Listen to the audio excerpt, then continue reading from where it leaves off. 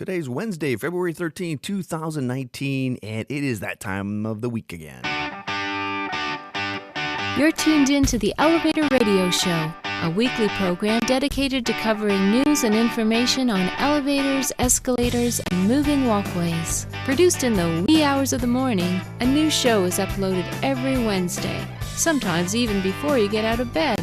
Listen to some of the comments sent in from our audience. Rob from New York writes, Tom, are you f***ing insane? You actually get up at 2 a.m. each Wednesday to put this show out? Man, you must love elevators. Tim from Illinois writes, I'm not sure why I listened, but ever since I tuned into the first show back in 2007, I've been addicted. Matt in Texas writes, I like your safety messages, Tom. It's important to remember them each and every day. And he also adds, when am I going to win the monthly prize pack giveaway? Ron from California sent this in.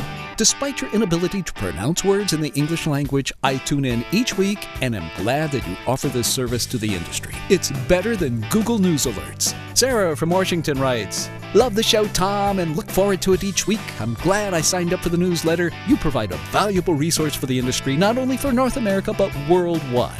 Enjoy the show. And now, here's your sleep-deprived host, Tom Seibert.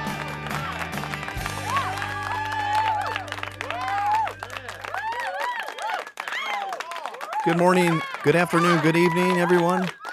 It is good to be here this cold, windy, snowy morning here in the Chicagoland area. Actually, it's not snowing anymore, but it is cold. It is cold. It is very windy. Lots of blowing snowdrifts out there. So, yeah, the weather this spring has been crazy, I'm telling you. So, ice and snow, and I think I've gone through, I don't know, about 10 bags of salt so far here at work. And just be careful driving out there. Make sure you've got plenty of time to get to wherever you need to go. I know here at my day job, we have a couple of engineers that work or drive far in to work. And last 2 days, I say, hey, just stay home, work from home. So make sure you don't have to deal with an hour-long commute trying to get into work, driving 15 miles an hour. It may even be longer than that at that rate. So anyway, just make sure you're careful. Slip and fall accidents happen all the time.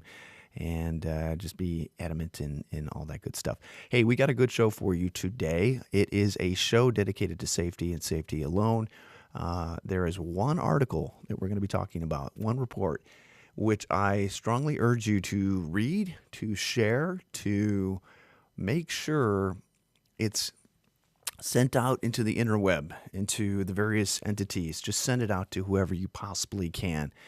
It's the first time that I have seen a document or report like this shared on the interweb in a public type of domain. And the information that it contains is truly eye-opening. And I'll get into that a little bit later. So, but that's all we're talking about today. There's no show notes of articles, and I think it warrants a show dedicated to itself to talk about it. And honestly, I think it would be good to have more people on the program kind of discussing what's in this report, because I'm not an elevator mechanic. I am not in the field. For the longest time, I knew there were incidents, there were accidents, fatalities, just basically as they related and were reported on through the show, through the internet. So I always knew, I knew it was dangerous. I totally knew it was dangerous. That was never a question in my mind. What this report shares statistically is even more concerning than I had ever understood before. I guarantee that I am not going to cover every single point that I really want to cover as I comment on this report and some of the interesting data that I found. I know that's not going to happen. I know I'm probably going to misinterpret some of the data and make perhaps false assumptions with that data. So again, I encourage everybody to read it, to absorb the information, and ask questions. Talk to your coworkers about some of the statistics that are in here and why they might be the way that they are. And this is especially vital and important to anybody who's working in the field. And I hope that clarifies it enough. my comments are my own comments, just like they're your comments. This report was put together by a firm, the Center for Construction Research and Training, or CPWR is the abbreviation for it. There is information in there that in the fine print of the report that you should read and understand. That some of the statistical data was created by that firm using certain algorithms and data, whatever.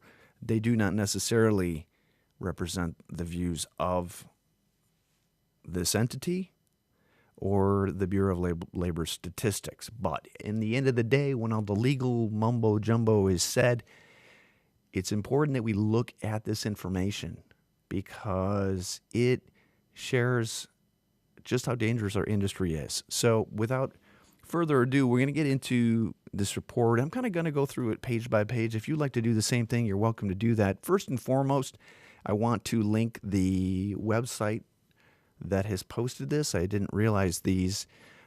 They were in.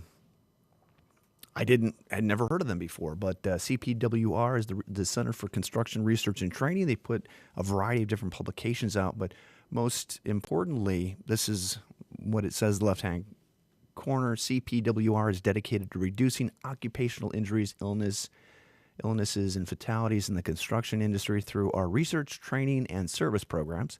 We offer the industry in cooperation with key federal and construction industry partners nationwide.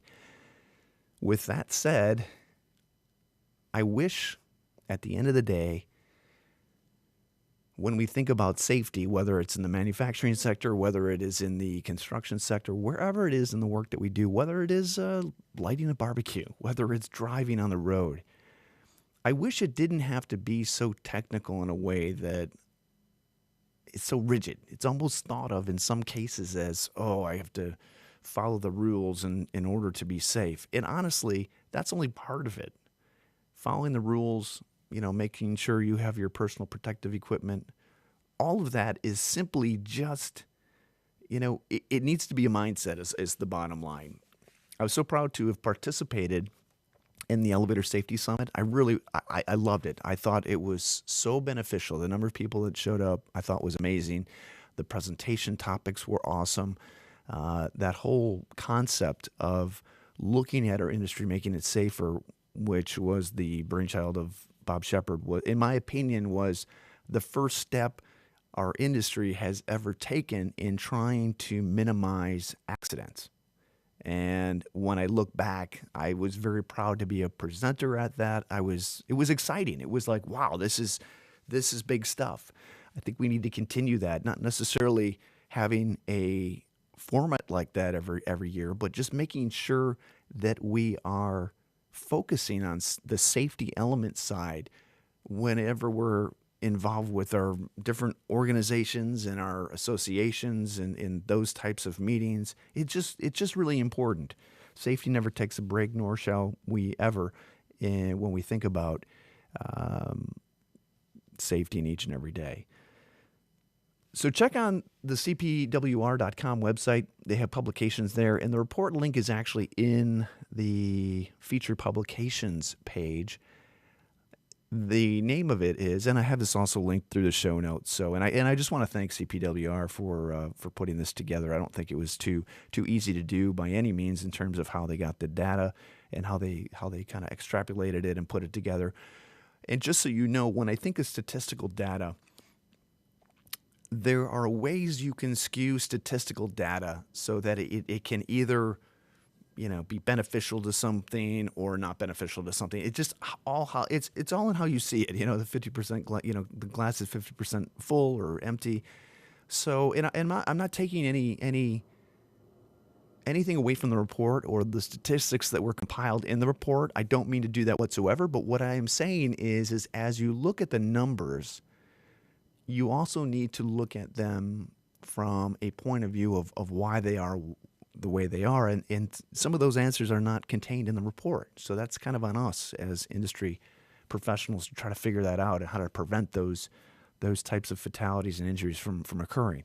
So anyway, if you go through the website, click on the quarterly data report.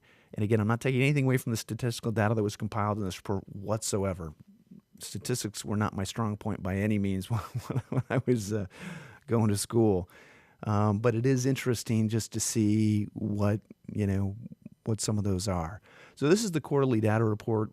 It was fourth quarter 2018. The title of it is Deaths and Injuries Involving Elevators or Escalators in Construction and the General Population. I'm just going to read the beginning paragraph to give you a primer of what it's going to be. And the authors of this piece or this report are listed at the top. I'm not going to try to, well, I guess I can try. Zuen Su Dong, Doctor, PhD, Zuan Wen Wang, PhD, and Rebecca Katz, MPH. I'm not sure what that stands for, but those are the three authors who put this information together. Elevators and escalators are potential sources of serious injuries and deaths to the general public and workers installing, repairing, and maintaining them. Workers are also at risk when cleaning elevator shafts, conducting emergency evacuations of stalled elevators, or performing construction work near open shafts. This quarterly data report provides updated statistics on elevator and escalator-related fatal and non-fatal injuries using the most recent data and information on injury prevention from multiple sources. Fatality data are from the Census of Fatal Occupational Injuries, the CFOI, and non-fatal injury data are from the Survey of Occupational Injuries and Illnesses, or SOII. Both data sets were collected by the U.S. Bureau of Labor Statistics to calculate injury rates. Denominators were obtained from the current population survey. The number of Occupational Safety and Health Administration inspections and corresponding penalties were also estimated. Let's see here. Additionally, the number of Elevator Product Code 1889 or Escalator Product Code 1890 related injuries, including non-work related, treated at hospitals and general population from 2007 to 2017, that's 2017, was calculated using the National Electric Injury Surveillance System maintained by the U.S. Consumer Product Safety Commission, CPSC, selected OSHA Safety and Health Regulations and NIOSH Fatality Assessment and Control Evaluation FACE program recommendations regarding how to prevent elevator-related injuries and fatalities are summarized in Table 1. So on this page, it talks about the key findings. Key findings are let me just back up for a minute. The statistical data is from 2013 to 2017 as it relates to construction work injuries, and the consumer side of it, or non-work related, went from 2007 to 2017. So there's interesting data in both of those. So the key findings of the report were that there's an upward trend in elevator-related fatalities in the construction as the number of deaths and rate has doubled in 2003. From 2003 to 2016, between 2011 and 2016, 145 construction workers died due to elevator-related injuries, accounting for more than half of such fatalities in all industries. That's huge. And that's construction workers, so that's like new construction, stuff like that. Let's see here. The other key important point here, and this is kind of, it's very sad. The majority, 53.5% of elevator-related fatalities in construction were caused by falls to a lower level. Nearly half, 47.9% of which were falls from 30 feet or more. And then elevator or escalator-related injuries treated at hospitals among members of the public jumped by more than 30% from 2007 to 2017. Print this report out. Please share it, okay? So page 2, elevator-related fatalities in construction fluctuate year to year, but generally increased over time. Number of such deaths doubled from 14 deaths in 2003 to 28 deaths in 2016, with a peak of 37 deaths in 2015. Rate of elevator-related deaths among all construction workers jumped from 0.14 to 0.30 per 100,000 full-time equivalent workers during the same time period. Now, I'm not sure necessarily what that says, whether or not there were construction booms in 2015 or, why that went up. Also, what's not necessarily shared in this is where those where those fatalities actually occurred, what metropolitan cities. It'd be interesting to know exactly, okay, what are we talking about here? Where did they happen and why? And we'll get into kind of some of the other information as we get through it. And again, page 3, as you scroll through the document, here you go, 37%. So from 2011 to 2016, 145 construction workers died due to elevator-related injuries, accounting for more than half, 51% of such fatalities in all industries during that time period. It's half of the injuries, half of the fatalities, I should say, rather. On average, there were about 24 deaths per year, nearly 4 times as many as in manufacturing, the industry with the second highest number of elevator-related deaths. Man. That's a lot of fatalities. One is too many.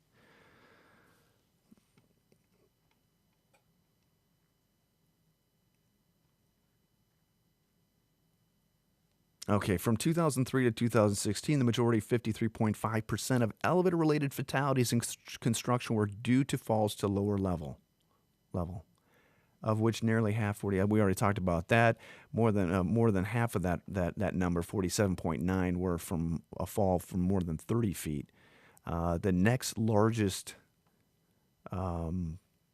reason or cause for a fatality was being caught or compressed by an object or equipment, which was 25.7% of that, which is horrific. Just as horrific is struck by object or equipment, counterweight, anything falling, being electrocuted, and then the non-roadway incident, I'm assuming, is probably maybe natural causes or undeterminable. That's a big number.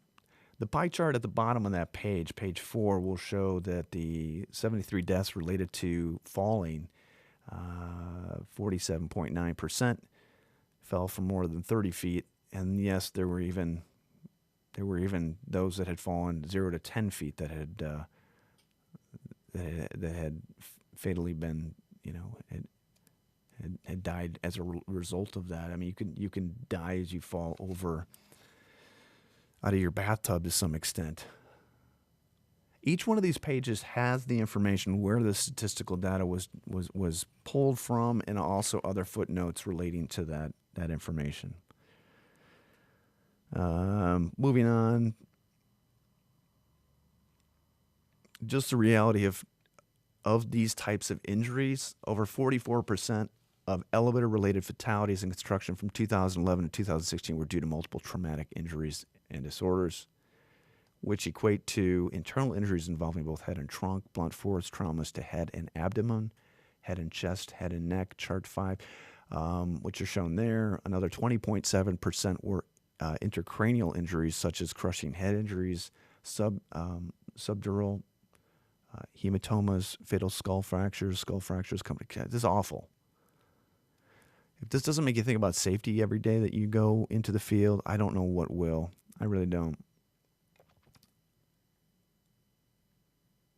It's just awful. Some more statistical data on page 6. By activity, more than 1/3, 37.9% of elevator-related fatalities in construction occurred while the victim was performing, assembling, or dismantling tasks. That's basically doing work in the shaft. Obviously, I don't think necessarily, I mean, it could include maintenance, it could include a whole bunch of stuff, but that's the work we do. I mean, nobody's inside the elevator shaft riding it because they are going for a ride. But I guess at the same point, it's not happening during inspection services, stuff like that. I guess they did break it down. Maintenance repair was 18.2%, with the second and third highest activities involved being such fatalities. So I guess it is part of that. I didn't really further on.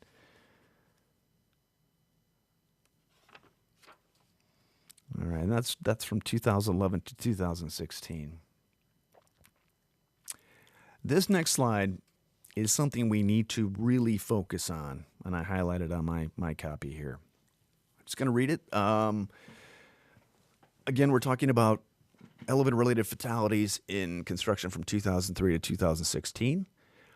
The proportion of elevator-related fatalities among younger construction workers was higher than their share in all construction fatalities. Between 2011 and 2016, more than a third, 35.2% of elevator-related deaths in construction occurred to workers younger than 35 years old. While workers in this age group represented a quarter, 25.2% of fatalities by other causes, controversy workers 55 years and older comprised a smaller share of elevator-related deaths compared to their share of other fatalities, 15.9% compared to 27.4%. Disparities were also found among workers with different racial and ethnic backgrounds.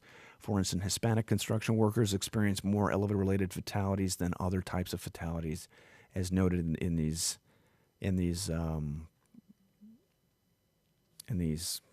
pie charts. So what does that say? It says while we have a larger, younger workforce, they are the ones getting injured. That's how I take it. I take it as they're a larger portion of the workforce, which would make sense in terms of there's more of them out there working in the field, having a greater chance. But at the same time, maybe that says a lot about that generation or how they're trained or just how they think of life. I don't know. I mean, when I was 25 or 20, I could have conquered the world. I was invincible. I was ready to climb a mountain and snowboard down it. And I look at that now, I'm like, oh my gosh, what was I thinking? I don't know. So maybe we need to do a better job at training or educating or making them aware that because they're young, they have a larger or greater chance of being killed in this industry. I don't know. Maybe that needs to be on a sticker. Maybe it needs to be on a business card. I don't know. So again, this is statistical data, which when you look at it, we all can infer and determine or try to figure out why those numbers are the way they are.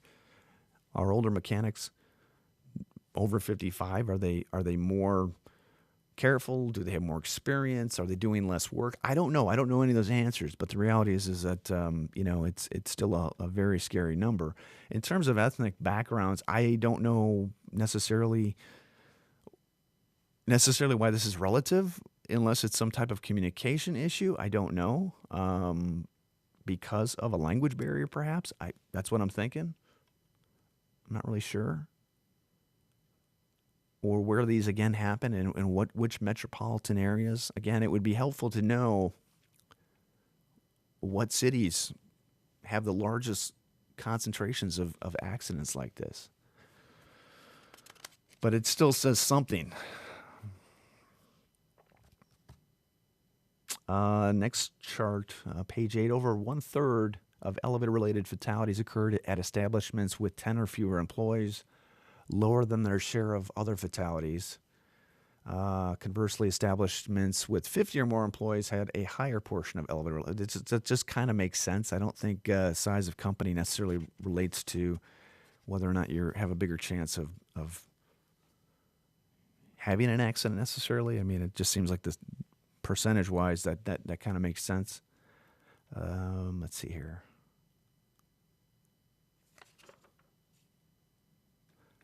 I'm going to read this first sentence of this report on page 9. By construction subsector, the other building equipment contractors, which is the NAICS code 23829, involving elevator or escalator installation, had more elevator-related fatalities, 25 fatalities, than any other construction subsector from 2011 to 2016, chart 10. The highest construction subsector was drywall and installation contractors with 17 deaths due to elevator-related injuries. So what we're talking about here, we're talking about fatalities involving equipment of other workforces. That's how I'm taking this as so these are subsectors of industry that were involved in elevator fatalities.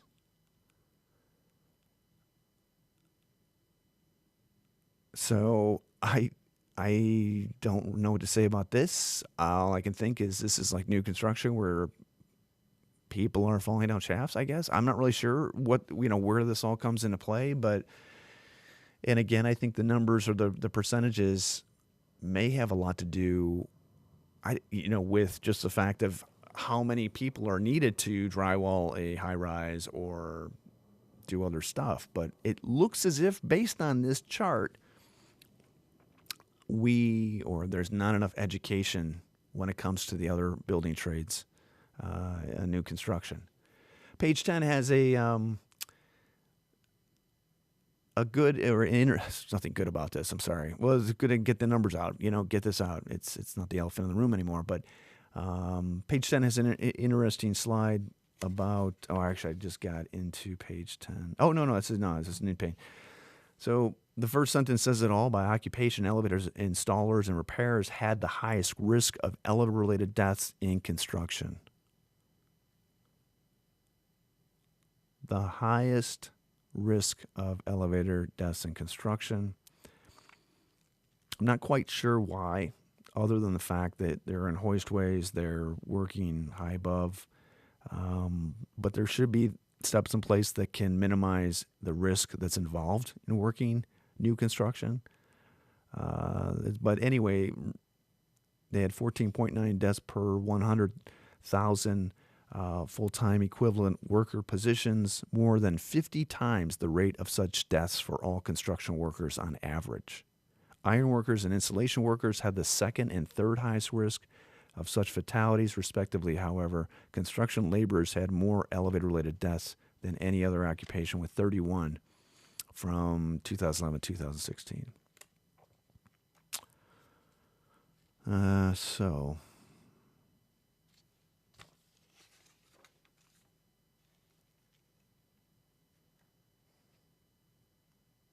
So page 11 sums up the injuries, or gets into the injury section of this, and I'll just read part of what's on the page here. Unlike fatalities, elevator-related non-fatal injuries in construction generally declined from 2003 to 2016. The number of such injuries reached a high of 920 in 2012 before falling to 280 injuries in 2016, which was a 70% drop in 4 years. The injury rate followed a similar pattern, spiking 1.8 injuries per 10,000 FTEs in 2012, and then falling to 0.45 injuries to per 10,000 FTEs 2006, which was a 75% decrease, which says a lot. That's good. I mean, that's a good direction to head in. My concern is what the 2017 and 2018 numbers look like. So, and just to go over some of the fine print here, the trend line equation represented in the chart, y equals negative 0.0106 x plus 0.808. Some cool formula that I don't know what it does. And then the source is non-fatal injury data was generated by the CPR Data Center through a special request to the Bureau of Labor Statistics, BLS SOII data. The views expressed here do not necessarily reflect the views of the BLS. Employment data were from the current population survey calculations by the CPWR Data Center. Anyway, the number one elevator-related deaths or injuries, between 2011 and 2016 were in construction, at 2,410, and then retail was 2,010, manufacturing 1,930. And it kind of goes down in some of the different segments. So the injuries, the highest number of injuries and how people are injured on an elevator that are working on it, caught or compressed by an object or equipment that is not necessarily considered fatal, but still extremely dangerous and could lead to that. That's 25.3%. Fall to a lower level that was non-fatal is 23.7%. Struck by an object or equipment, 20.3%. A fall on the same level, 14.1%. So that might be tripping on the car top, but not, just not falling over. Struck against equipment, 5%. Overexertion involving outside sources, 2.5%. And there's two other ones in there. So Yes, it's a dangerous place to work, and this is based on 2,410 injuries that were logged.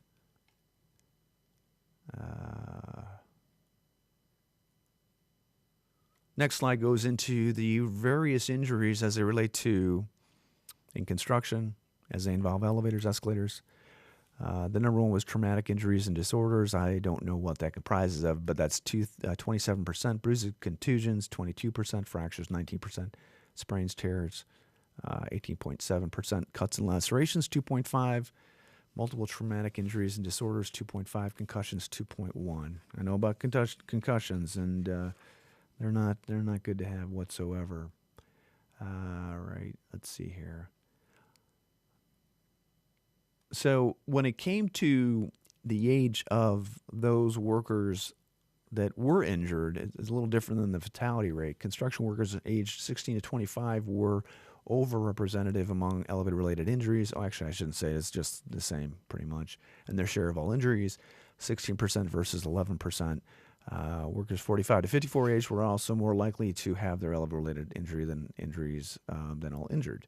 So again, 55 plus, I don't think there's too many people that age working anymore in the trades, which would definitely link up to, a reason why. So again, they're comparing ethnicity in being injured. I know that, when it comes down to it, there are more ethnic groups, I guess you should say it, in certain trades than other trades, and maybe that has a lot to do with laborers. Obviously, I'm thinking, and again, communication, and maybe we as an industry need to focus more on helping educate the other trades that are out there and laborers so that they're aware and of the dangers as they involve elevators in new construction type projects. Page 20 I thought was pretty interesting. All right, let me see here. Before I get into that, page 17 has some interesting statistical data that is critical, and I think this is, I think you think of injuries either happening when workers don't know better or they just are not sure, and then ones that feel like they know everything. So in this case, elevator-related injuries were more common among new workers. Almost a third, 31.2% of elevator-related injuries occurred to workers who had been on the job for less than 3 months, nearly twice their share of all injuries. Again, we're talking about, or at least how I interpret the data, this is not necessarily elevator mechanics or elevator technicians who are being injured. These are construction workers that are being injured. So again, it gives you a taste of just how dangerous and how this is too many. I mean, just way too many accidents when it comes to construction. But you can read the pie chart in there. I know it's kind of hard to see on the YouTube video if you do get to that, but reality is that from a statistical standpoint, you'd think that there should be more younger people in the industry. Slide 18 or page 18 has elevator-related injuries need more time to heal than any other kind of injury, which is understandable, especially if it relates to a fall or whatnot, and just gives you an idea of percentage-wise all injuries in construction as an average, how long it takes to recover from in terms of days compared to specifically elevator-related, which just means that they're pretty significant and serious. Page 19. Let's see here.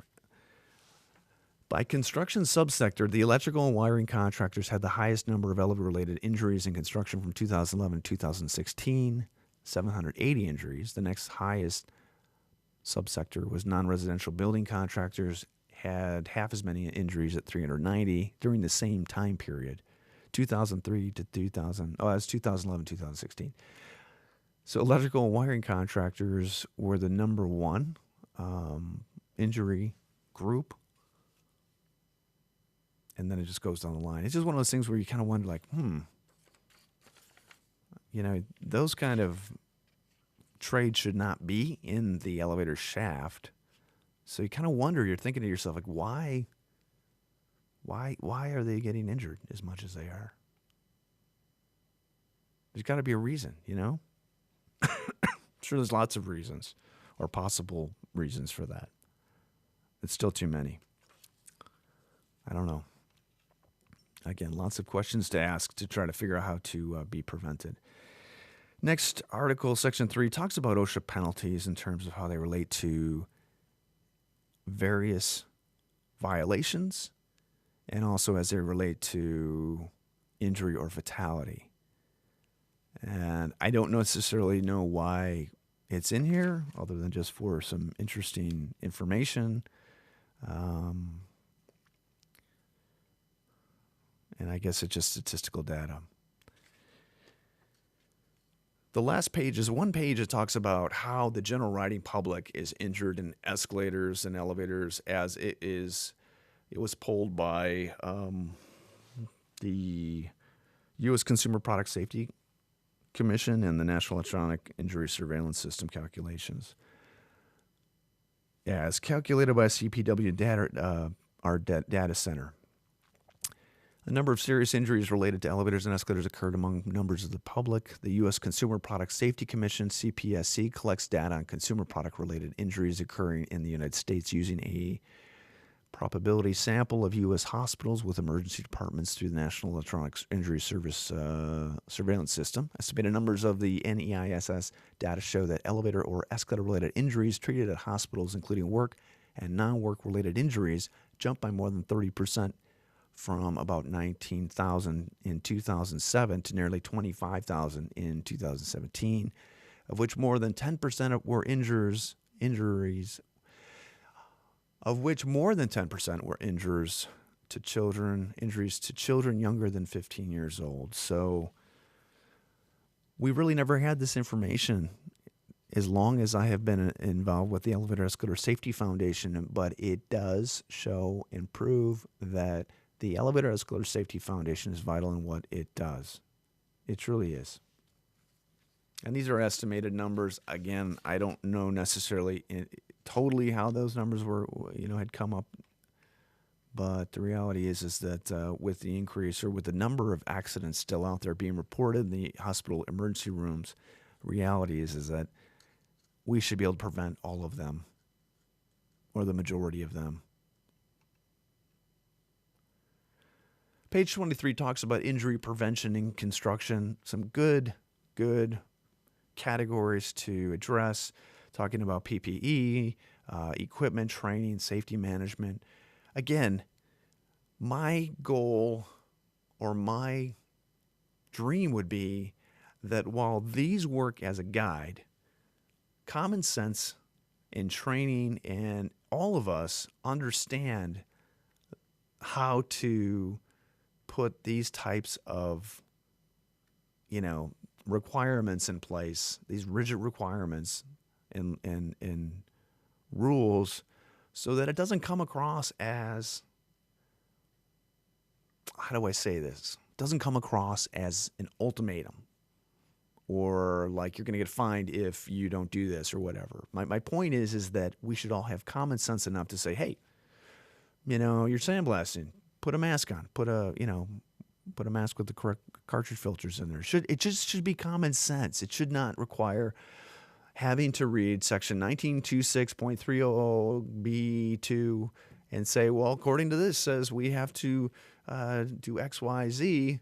It just needs to make sense. It just has to do that. So there's good steps in making sure that construction workers, we're all safe in the work that we do each and every day. So that's critical. Last page, and I'm going to leave with this because I know I'm going a little bit long. And again, please, before I finish up, share this report with whomever you possibly can. I want to thank the CPWR for putting this report together. My concern is that I don't know what the 2016, 2017, 2018 numbers look like, or what 2018 looks like. I don't think 2018 was a great year, to be honest with you. If anything, I think some of those numbers went way up when it came to fatalities, especially as they related to the elevator industry and elevator mechanics. So in discussion and conclusion, as is written in this page 24, the construction industry experiences more elevator-related fatal and non-fatal injuries than any other major industry sector. From 2011 to 2016, elevator-related incidents caused 145 deaths and 2,410 severe injuries among construction workers. Although non-fatal injuries involving elevators declined over time, both the number and rate of such fatal injuries increased in recent years. More than one-third of elevator-related fatalities occurred while the victim was performing assembling or dismantling tasks, and the majority of elevator-related fatalities in construction were due to falls to a lower level. Elevator installers and repairers had the highest risk of fatal injuries among all construction occupations. Younger construction workers had a risk of both fatal and non-fatal injuries involving elevators than their older counterparts. While Hispanic workers had a higher risk of elevator-related fatal injuries, they were less likely to experience non-fatal injuries related to elevators. Moreover, about 25,000 people in the general public were treated in hospitals due to elevator or escalator-related injuries in 2017, and the number jumped by 30% in the last decade. We need to support the Elevator Escalator Safety Foundation and its efforts and what they do. This is the statistical data that shows why we need to do so. To ensure safe operation of elevators and the protection of employees, OSHA requires employers to assure that employees who install and maintain elevators are adequately trained and knowledgeable about proper installation, wiring, and maintenance procedures. Organizations such as the American Society of Mechanical Engineers have set standards for the construction and maintenance of elevators and escalators and their safe operation. In addition, NIOSH FACE reports have provided specific recommendations how to prevent elevator-related injuries based on case evaluations. That's important. Given the majority of elevator-related fatalities are caused by falls to a lower level, employers should also ensure that workers who perform tasks involving elevators or escalators are protected from falls when the potential for falls exists. Moreover, the increased number of elevator or escalator-related injuries among the general population suggests that elevator or escalator safety should be enhanced not only for workers but also the general public. There are a variety of table references in this report. It has been my pleasure and my honor to share this data with you. Again, I don't think I necessarily did it justice as it should have been shared, but I want everybody to print it out, to share it, make it a toolbox talk, share it with your employees, go over the information, make sure that everybody understands the risks that are out there, especially when it comes to new construction, but ultimately it applies to everybody. It just does. It's each one of our jobs to get home every day to our family. There's no job in the world that's worth losing our lives over, especially elevators or escalators. That is just not what you want to give your life for. That's just the bottom line. So please feel free to send me an email, elevatorradioshow@gmail.com. Post a comment on the Facebook page. We'll see if we can't maybe put a panel together and get some online interaction in talking about some of these numbers and possibly some ideas on how to minimize those. But apparently it's just, this is the data. So this is data that will be out there forever just because it is online. And again, I want to thank the entity that put this together and shared it online and the work that they do, because we all have a part when it comes to safety. So I hope everybody has a safe week, rest of the week, a good weekend, a nice Valentine's Day. Thanks for tuning in. Share this information, and let's make our industry a safer one, and the equipment that we work on and we all love and helps pay our mortgage better out there. So take care. We'll be back next Wednesday, and be safe. Bye-bye.